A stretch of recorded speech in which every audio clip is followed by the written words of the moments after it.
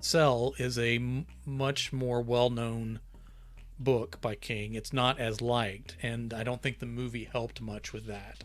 So, the movie version of Cell, it wasn't bad, but not it wasn't necessarily well received. Not all of King's adaptations are well received, and this book wasn't necessarily as liked.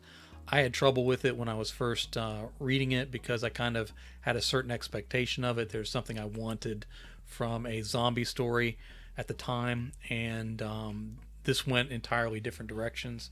Reading it again, I think I mentioned this in the post. I think I appreciate this story more having read it again all these years later. So the introduction is still the same on all these blog posts, but I'll go ahead and jump into the meat of the discussion. My hardcover copy of Cell still has the 40% off sticker on the upper left hand corner of the dust jacket. I bought it as soon as it hit the shelves. I never understood why books were discounted when they were brand new back in the heyday of the brick and mortar bookstores. A new release from a big author that was everywhere probably placed a lot of pressure to move the copies you had. I really enjoyed a piece by Brian Keene that he wrote about Cell. I read it on his Patreon page, but messaged him to be sure it was public before I referenced it here. He'd written an essay about the book, which appeared on the inside flaps of the dust jacket for a release or a special re-release of the novel. Jack Ketchum was once referred to as Stephen King without a conscience, and that tag stuck.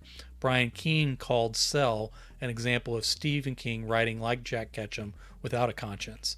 It is a pretty splattery book, and it was a great essay by Keene. The book is dedicated to Richard Matheson and George Romero. That alone should frame the story nicely. Of course, Richard Matheson, most famous for I Am Legend, which is it's about vampires, but it really operates like a zombie story. And then, of course, George Romero, the godfather of zombies, with Night of the Living Dead, establishing the undead, mindless zombie that sort of prevails that genre today. The descriptions of two girls that the main character dubs as Pixie Dark and Pixie Light have stuck with me for years since reading this book.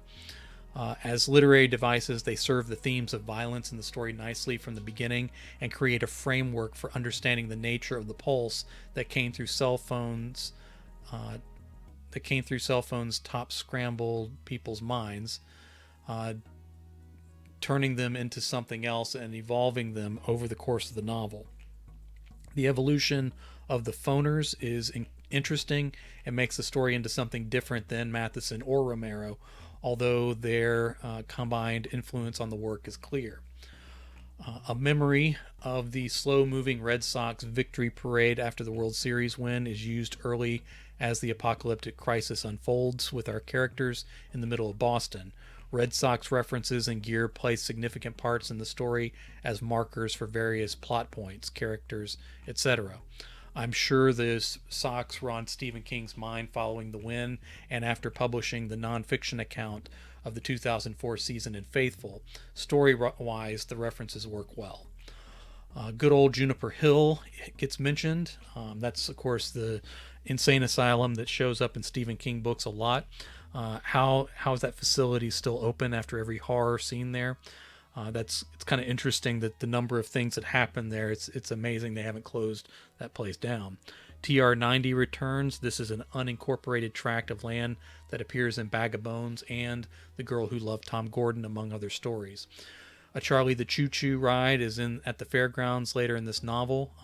This was an important piece from the Dark Tower series. Again, all that stuff was there the first time I read, but I hadn't read all those other pieces yet, and didn't get the references. They are still using flip phones at the time this was published in 2006. At one point, the characters try to speculate how many cell phones there were in Boston. There wasn't an assumption in 2006 that everyone had one quite yet. One character says that they read somewhere that in China there were as many cell phones as there are people in America. Of course, cell phones outnumber people on Earth a decade and a half later. King mentions in the author notes that he did not have a cell phone as of the publication of this book, which I found interesting. Recordable CDs were the state of the art technology at the time this was written. There is a reference to a beef between Eminem and Moby that I barely remember from that time period. The cartoonist main character adds an interesting perspective to description in the story. King used him very well throughout the journey.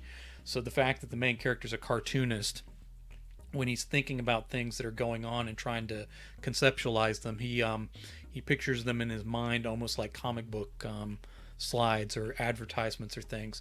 So it adds sort of an interesting layer to some abstract concepts, but then also some things that are going on in the story.